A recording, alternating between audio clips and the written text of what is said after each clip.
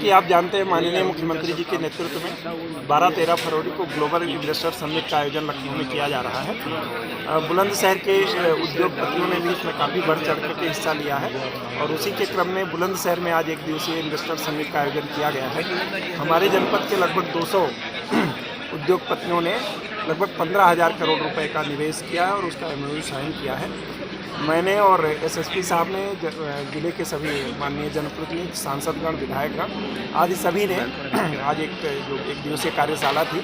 उसमें क्या क्या गवर्नमेंट की पॉलिसी है, चाहे इंडस्ट्रियल पॉलिसी हो, चाहे हार्टिकल्चर पॉलिसी हो, चाहे एग्रीकल्चर पॉलिसी हो, या अलग अलग डिपार्टमेंट्स की NOCs का इशू है, लैंड ऑर्डर का इशू है, सब पे खुल करके उद्यमियों और प्रशासन के बीच में, जनप्रतिनिधियों के बीच में चर्चा हुई है और हम लोगों ने आश्वस्त किया है कि किसी भी उद्यमी को जो हम यहाँ इन्वेस्टमेंट करेगा जनपद में, उसे किसी प्रकार की, ना तो चाहे NOC से संबंधित या अन्य किसी भी प्रकार की समस्या हम लोग नहीं आने देंगे।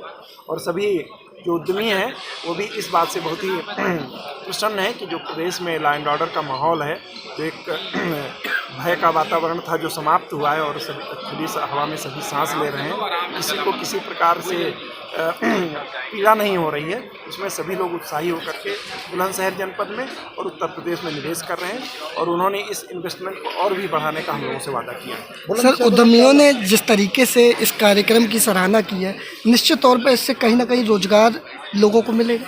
निश्चित रूप से अभी तक जो इन्वेस्टमेंट आए हैं प्रत्यक्ष रूप से लगभग 15,000 लोगों को रोजगार मिलेगा और यदि परोक्ष रूप से जोड़ा जाए तो कम से कम 25,000 लोगों को रोजगार सीधा मिलेगा। कि जिस तरीके से हमारे यशस्वी प्रधानमंत्री आदरणीय नरेंद्र मोदी जी, उनका संकल्प है कि हमें देश को आत्मनिर्भर बनाना है, देश में उद्यमिता बढ़ानी है, वोकल फॉर लोकल की तरफ हमको जाना है।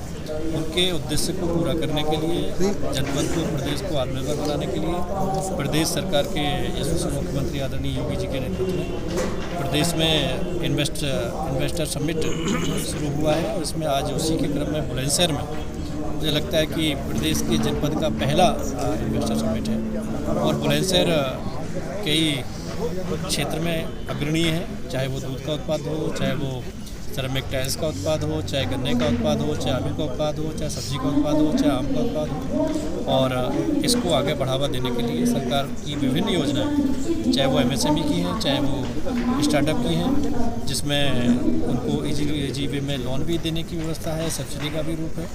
तो ये धरातल पर उतरेगा तो निश्चित ही जनपद का विकास बढ़ेगा और माननीय प्रधानमंत्री जी का और मुख्यमंत्री जी का संकल्प। सर, ऐसे समिट के माध्यम से दावे और वादे तो होते हैं, लेकिन इन्वेस्टर अब भी संशय में है कि उन्हें NOC आराम से मिलेगी। देखिए, इन्वेस्टर एकदम खुश है और इन्वेस्टर पूरा आत्मविश्वास के साथ में ये इन्वेस्ट समिट होने से पहले ही उन्होंने तय कर दिया कि हमको इतना इन्वेस्ट करना ही करना है। और ये तो व्यापारी लोग हैं जो पहले से ऑलरेडी कर रहे हैं और इन्होंने देखा है पहले किस तरीके से, चाहे स्पेक्टर व्यवस्था हो, चाहे वो NOC की व्यवस्था जो आपने की, वो हमारी सरकार ने एक विंडो के माध्यम से इजी करके, ये कभी इन्वेस्टर समिट हुई नहीं, पहले ये सरकार के पीछे भगते थे, लेकिन आज सरकार व्यापारी के साथ है, व्यापारी के सहयोग के लिए खड़ी हुई है और निश्चित ही उनको कोई असुविधा नहीं होगी। सिंगल विंडो के तहत किस किस तरह के इन्वेस्टर्स को सुविधा सरकार? देखिए, सिंगल विंडो के तहत जो भी NOC की उनको आवश्यकता है, चाहे वो पोल्यूशन की है, चाहे वो फायर की है, चाहे वो अन्य व्यवस्था है, वो सारी उस पर मिलेगा। एक सरकार ने कई क्षेत्रों में मतलब 1,000 से लेकर 50 करोड़ तक का लोन बिना किसी क्वालिटी गारंटी के देने की योजना जो MSME के माध्यम से सब्सिडी के साथ में दी है, तो इसका बहुत ही अच्छा प्रभाव हम लोगों को देखा।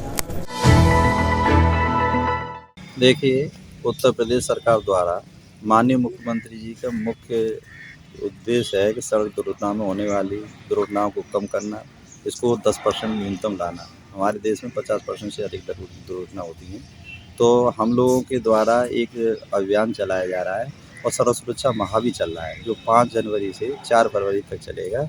इसमें कोहरे में होने वाली दुर्घटनाओं के बारे में समझाया जा रहा है चालकों को और ये यातायात नियमों के बारे में जागरूक किया जा रहा है, जिससे दुर्घटनाओं में कमी आवे और हम सड़क सुरक्षा पे सुगम यात्रा पूरी कर सकेंगे।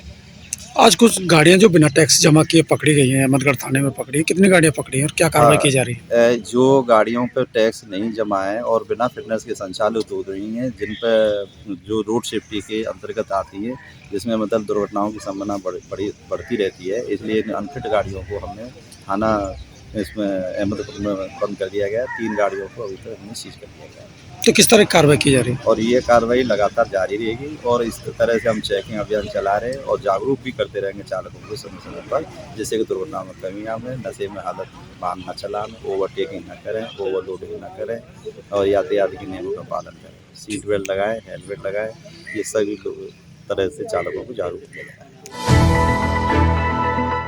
जी फसलों को बहुत भारी नुकसान कर रहा है और जी इससे फसलों को आलू के लिए और सरसों के लिए बहुत भारी नुकसान है। इनको एकदम भूज के रख देगा ये। अच्छा, आप अपने खेतों पे आए हैं? घूमने आए जी खेतों में। तो क्या देखा आपने? देखा कि बहुत भारी बर्फ़ पड़ रही है। इससे देखा खेतों में घूम के बहुत भारी नुकसान है। बिल्कुल आलू तनों से गूल जननी स्टार्ट हो रही है।